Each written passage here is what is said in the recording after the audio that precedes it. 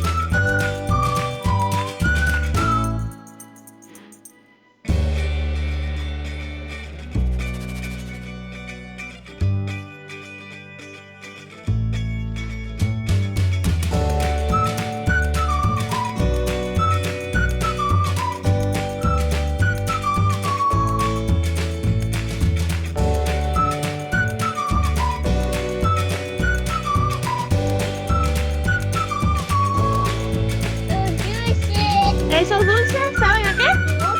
A calabaza. Vamos. Vamos. Vamos, ¿a qué sabe el dulce? Elías, ¿a qué sabe el dulce? A calabaza. ¿Qué pasa? ¡Ah!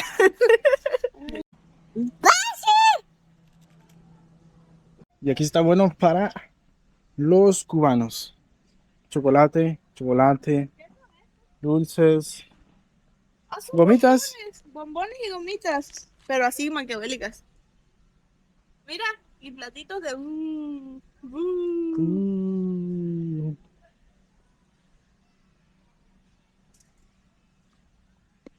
No, a eso a los cubanos no les gusta.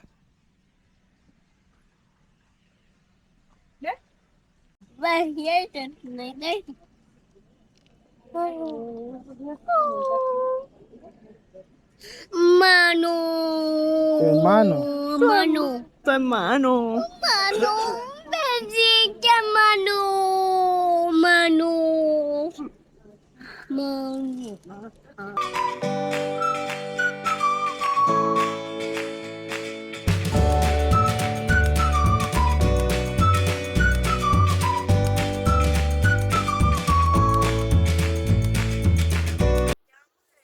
A Tijuana, y para aprovechar un poco el transcurso del viaje, les quiero contar un poquito cómo fue mi experiencia con la pandemia en Cuba.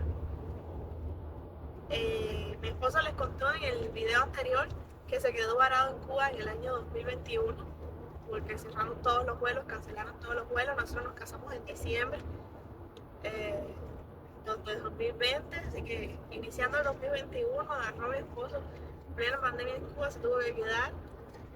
Los primeros meses del año yo estaba terminando mi carrera de medicina. En los últimos años, Cuba la carrera de medicina son 6 años, así que estaba en los últimos años de la carrera, en los últimos meses de la carrera de medicina, ya preparándome para mi prueba estatal.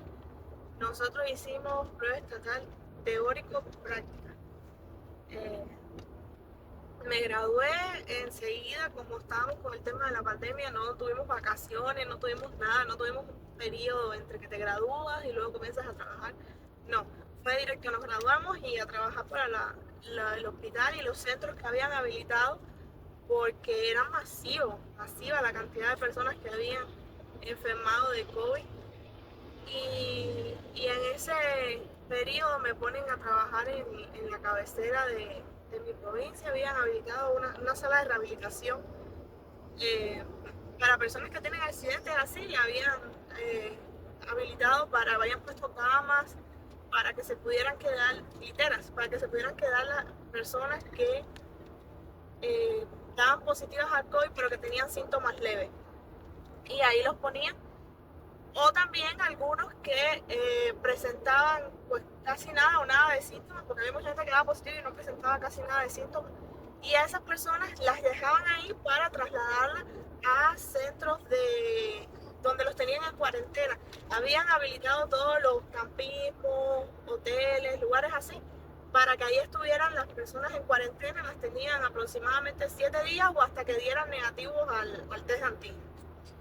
Yo lo que hacía ahí era hacerle test de antígeno y PCR a las personas y pues examinarlos, hacerle el examen físico, y si daban positivo pues hacíamos el ingreso y se decidía hacia dónde era que se iba a trasladar la persona, si se quedaba ahí porque tenía síntomas leves o si se trasladaba a uno de los campismos, los centros de aislamiento. Bueno, ahí, eso fue como en julio que comencé a trabajar, no, en junio, porque yo fui una de las primeras de mi municipio que me tocó examinarme, de las que se graduaron ese año. Así que me examiné como una semana antes que se examinaran todos los demás y me pusieron a trabajar ahí una semana antes que todos. Empecé a trabajar yo. Y ahí estábamos junto con otras compañeritas compañeras, pues ya son unas mujeres ya, que se graduaron junto conmigo y ya para agosto, finales de agosto, exactamente el 1 de agosto, yo hice guardia y desgraciadamente yo me cuidaba muchísimo. Yo era de las que se ponía 3 cubrebocas, los antifaces estos que eran de lámina de plástico, una mica, que eran con unas gafitas, el gorro, el traje sobre mi ropa, 2 guantes, botas, mucha seguridad. Pero cuando tú estás en contacto constantemente con personas enfermas es muy difícil. Las guardias eran de 24 horas. Es muy difícil que en algún momento tú no te rasques la nariz, que alguien imprudentemente no venga y se acerque a ti. Y por mucho que te cuidas tarde o temprano, era muy, muy difícil que estando en un lugar así no me contagiara. Hacíamos guardia 24/72, o sea, 24 horas de guardia, 72 horas de descanso en tu casa. Yo salgo de una guardia, recuerdo que mi esposo tenía que ir a La Habana a actualizar su póliza de seguro médico, porque los extranjeros cuando se encontraban allá en la isla tenían que tener una póliza de seguro.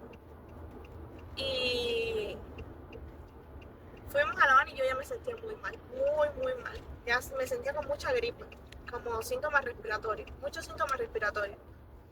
Llego a mi casa y automáticamente me quedo en el cuarto, no salgo del cuarto porque en medio del COVID, síntomas respiratorios, yo dije, ya estoy enfermo.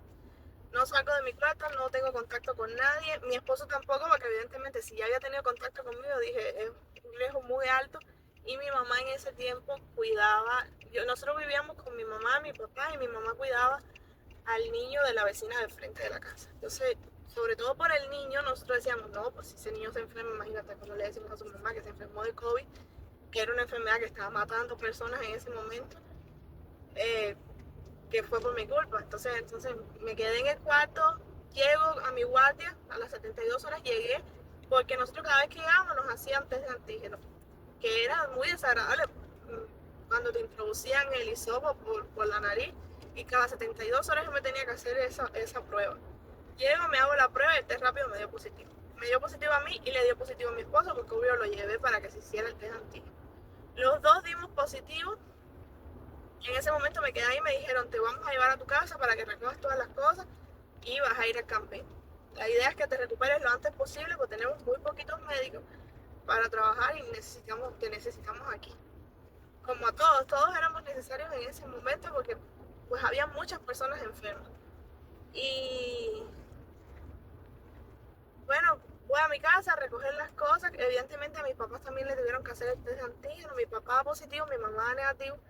Y entonces fue como esperando a que nos vinieran a recoger en la guagua para llevarnos para allá, pero confundidos porque mi esposo, al ser extranjero, no es lo mismo. O sea, por eso tenía que pagar una póliza médica. porque a él se suponía que lo debían venir a buscar diferente. Bueno, como pasa y sucede, Cuba es un país complicado, con mucho déficit de muchas cosas, pero imagínense, en medio de una situación caótica, todo se complica un poco más y se agranda un poco más. Nunca llegaron a recoger a mi esposo, nunca me llegaron a recoger a mí, tampoco. Nos quedamos en la casa y la medida que adoptamos fue yo irme para los últimos, yo y mi papá y mi esposo aislarnos en los cuartos y mi mamá afuera para no contagiarla. Eh,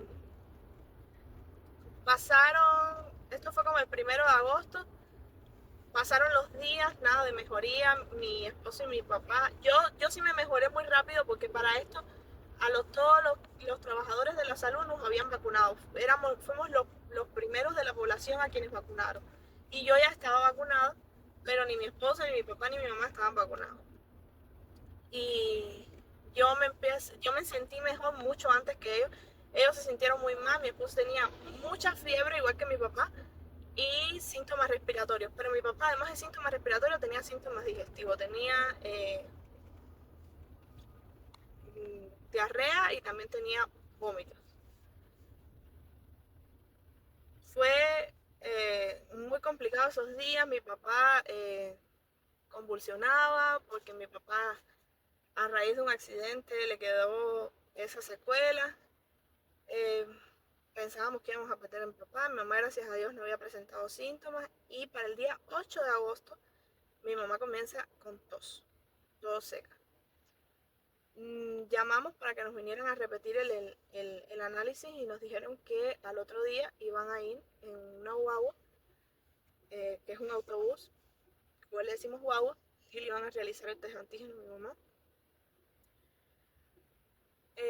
Esa noche mi mamá era diabética, le empezó a subir muchísimo los niveles de glicemia.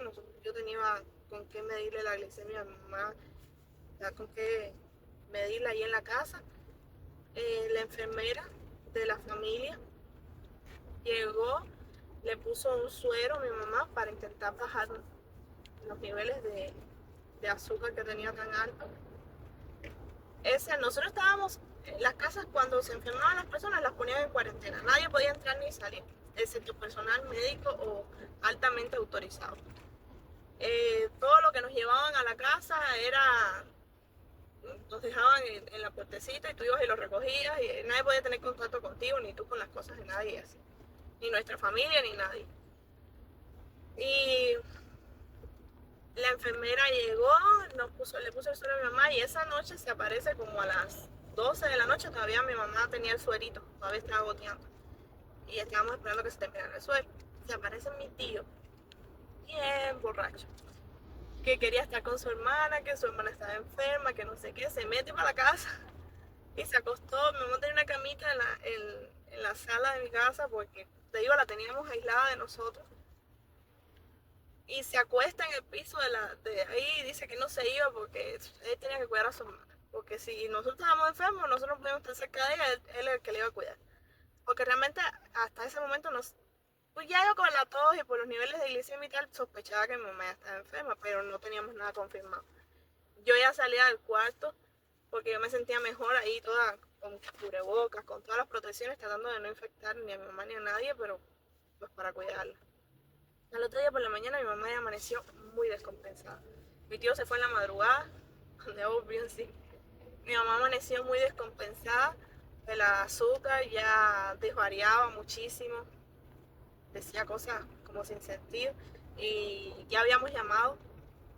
A las 6 de la mañana cuando voy a tomarle la glicemia a mi mamá, que la vi que se sentía muy mal y que estaba desvariando, estaba hablando cosas no muy coherentes, llamamos a Jaruco y reportamos que mi mamá estaba muy mal, que por favor si me podían mandar una ambulancia para llevarla, para trasladarla, que así ya no podía estar en la casa. Me dijeron que iban a ver qué podían hacer porque realmente estaban súper colapsados, no había ambulancia, las ambulancias realmente estaban transportando casos gravísimos, ya mucho más graves que lo que mi mamá se encontraba en ese momento. Y mi mamá empezó con mucha falta de aire. Y bañar, a las 6 de la mañana se había ido la corriente, amanecimos que quitaron la corriente, quitaban la electricidad, todavía quitan la electricidad en Cuba. Y metimos a mi mamá a bañar, la preparé para que nos vinieran a recoger. Mi mamá empezó con mucha falta de aire y el doctor nos ayudó, el doctor del médico de la familia, el consultorio médico de la familia quedaba enfrente de mi casa. Así que él sacó el botellón arrastrando, lo llevó hasta mi casa a ponerle oxígeno a mi mamá, porque no podíamos ya ni mover a mi mamá. Lo que pudieron mandarnos fue un camión adaptado. Y a la parte de atrás le ponen asientos y en Cuba le decimos camioneta. Pero es literalmente un camión adaptado. Y en eso llevamos a mi mamá para el centro donde yo estaba ejerciendo en Jaruco. Ahí yo conocí a todo el mundo, enseguida la terapia, todo estaba lleno de personas. Ahí enseguida estaba de guardia ese día un doctor que es amigo mío, como 2 o 3 años mayor que yo, que se había graduado recientemente, muy buen amigo. Y él, la verdad, movilizó todo para que pudiéramos poner todas las cosas, que pudiéramos poner a mi mamá en las mejores condiciones que se podía en ese momento, porque les digo, todo estaba colapsado. Enseguida llamamos para trasladar a mi mamá a una terapia porque estaba la saturación muy mala, estaba saturando muy mal de oxígeno, la azúcar no le bajaba y ya era evidente que ella estaba infectada de COVID. Y le hicieron el test, todos los test, todas las pruebas, que había dado positiva. No es cierto, el test le dio negativo, pero el PCR que recuerdo que llegó 2 días después de que ella partiera, sí llegó que ella había sido positiva. Pero hasta ese momento no teníamos ninguna prueba, más que las sospechas en síntomas y signos, no teníamos ninguna prueba clínica de que ella era positiva al COVID. Ahí nosotros, recuerdo que me llama una amiga en la tarde porque uno siempre, por muchos conocimientos que tengas en los momentos más difíciles, uno quiere ver la realidad. Y me llama y me dice, Dali, despídete de tu mamá. Porque alguien con los niveles de saturación que ella está teniendo y las condiciones que tenemos para poder tratar a los pacientes difícilmente sale adelante. Esas fueron las palabras de más consuelo, pero las palabras más duras que he escuchado fueron esas, pero fueron las que más consuelo me dieron porque me abrieron los ojos a una realidad que yo no quería ver hasta ese momento. Ahí estuvimos con mi mamá como hasta las 7 de la noche, que gracias a Dios los compañeros míos de la universidad que recién se habían graduado y estaban en el centro donde estaban mandando las ambulancias, lograron mandar una ambulancia. Trasladamos a mi mamá de Jaruco a Santa Cruz. Es una distancia aproximadamente, no estoy segura, pero deben ser entre 16 kilómetros por ahí. Por ahí está, no son muchos kilómetros. 16, 17, 18, quizás menos, quizás más, por ahí está. La ambulancia se hizo casi 10 minutos del centro de rehabilitación de Jaruco al hospital de Santa Cruz del Norte. Fueron los peores 10 minutos de mi vida. Todavía yo siento en mi cabeza el sonido de la sirena de la ambulancia y todo el camino dándole las manos a mi mamá y recitando el Salmo 23. Todo el camino. Nosotros solamente decíamos, Jehová mi pastor, nada me faltará. Y seguíamos recitando el Salmo 23 durante todo el camino. Y yo le decía, quédate conmigo, trata de mantenerte en calma, respira despacio, quédate conmigo. Pasar por enfrente de mi casa, ver mi casa, porque mi pueblo donde vivo y mi casa queda en la calle por donde tenemos que pasar, intermedio a los dos lugares. Y nos dábamos las manos muy fuertes y yo le decía, y recitábamos el Salmo 23. Todo el camino. Llegamos al hospital. Cuando llegamos no habían doctores que pudieran recibirnos en ese momento, porque todo estaba colapsado. Se tardaron en llegar, mi mamá comienza a ponerse muy mal, muy mal. y le grito al señor de la ambulancia, ábreme, vamos a llevarla nosotros a terapia. La llevo conmigo a terapia. Ya tuve que empezar a darle reanimación. Yo empecé a darle reanimación a mi mamá, llegaron los doctores, me quitaron, ellos se encargaron, me sacaron de ahí. Y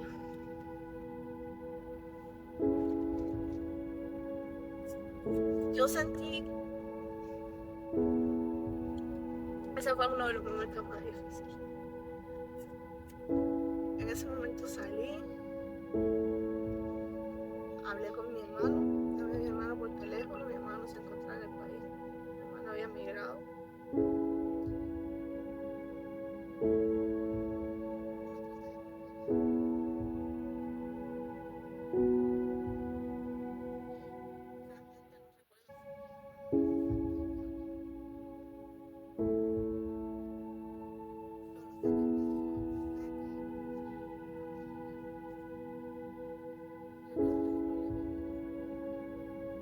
A mi hermano, perdón, le colgué a mi hermano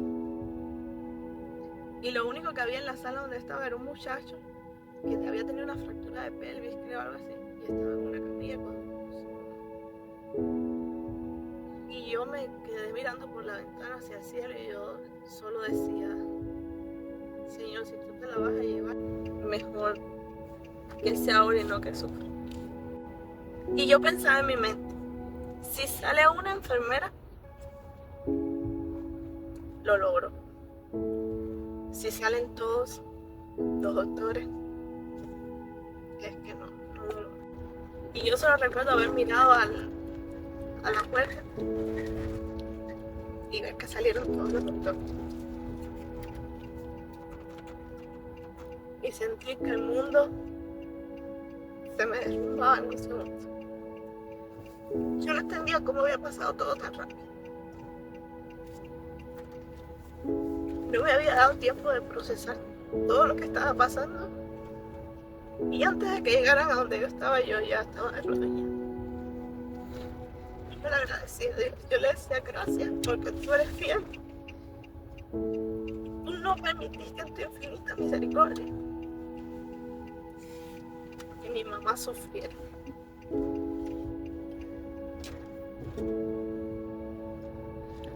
Fue muy difícil.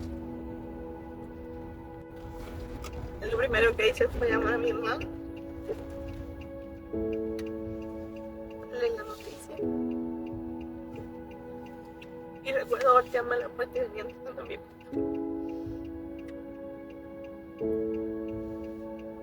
Venían entrando porque mi esposo. Me abrazaron. Lloramos mucho. Porque habíamos perdido lo más importante de nuestra casa.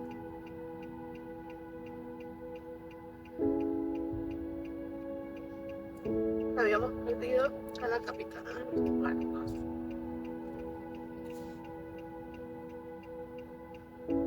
Fue muy difícil. Nos costó y aún nos cuesta. Pero sí fue muy difícil ese momento. Quizás el tercer momento más difícil fue decirle a mi abuelo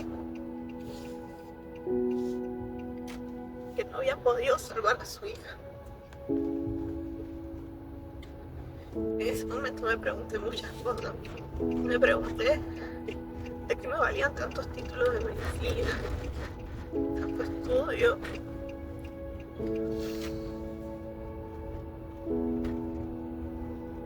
Si no lo había logrado. Cuestioné que tal vez si yo no hubiera estudiado medicina y no hubiera estado en ese lugar tan expuesta, nunca hubiera llevado la enfermedad a mi casa. Me hice tantas preguntas que quizás tú puedes decir fueron preguntas tontas, no fue tu culpa. O sea, cosas que pasaban tarde o temprano.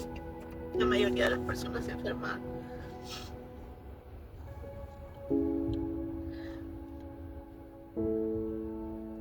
Pero en ese momento uno no piensa con tanta claridad. Reflexionar mucho de lo efímera que es la vida. de lo mucho que tenemos que disfrutar a los que amamos porque no sabemos cuánto tiempo lo vamos a tener con nosotros. Yo sé que yo no soy la única. Yo sé que muchos de los que nos pueden estar viendo pueden contarnos vivencias iguales o peores que pasaron durante ese periodo. Pero esta es mi historia. Es mi recuerdo que viene a mi cabeza cada vez que pienso en COVID. Fue una etapa muy difícil para todos en general. Yo creo que no hubo nadie que saliera ileso. Todos perdimos a alguien y así fue como yo lo viví. Bueno, chicos, hemos terminado este día. Si quieren más videos, pueden darle a suscribirse, seguir nuestro canal y activar la campanita para que le vuelvan a YouTube avisar cuando haya un nuevo video de nosotros. Y pues nos vemos en el siguiente video. Bye. Bye. Bye.